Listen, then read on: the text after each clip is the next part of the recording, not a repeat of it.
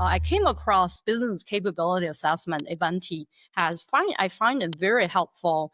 Can you help us? Like, can you share what that is and how you help a company really identify the gaps, build a roadmap, leveraging that business capability assessment tool? Yeah, that's a good one.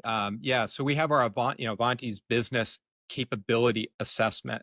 And this is an online self-assessment anyone can take to test and visualize their maturity as an organization in exposure management, as well as service management, endpoint management, security. So anyone interested in looking at that, I would encourage them to visit, the Avanti.com website under exposure management. And they certainly that'll guide them through that assessment.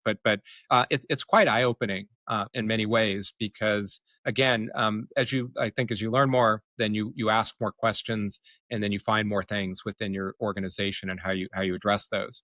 I think you made a really good point around being able to understand, have a business-driven metric around your threat surface. And that's what's been, I would say, lacking in traditional vulnerability management solutions, is that they tend to be much more technical focused, trying to address like specific CVEs or other things within your infrastructure, but not necessarily looking at the overall risk and helping you prioritize where you want to, where are the biggest risks and how do you address those in the context of the business.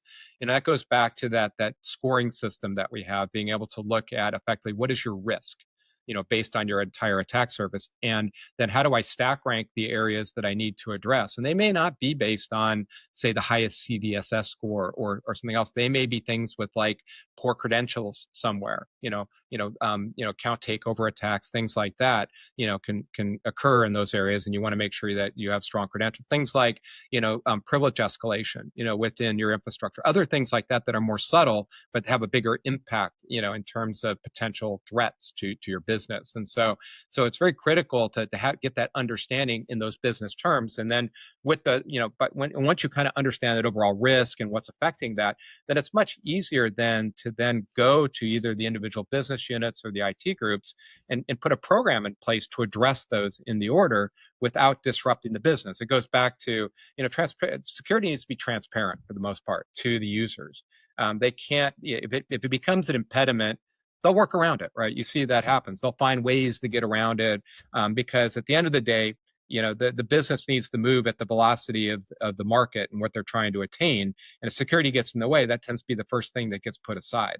And so that's why it's so critical to have this set up in a way that flows with the business. The CISO speaks the language of the business. The board understands why and what we're doing and why the investment in security.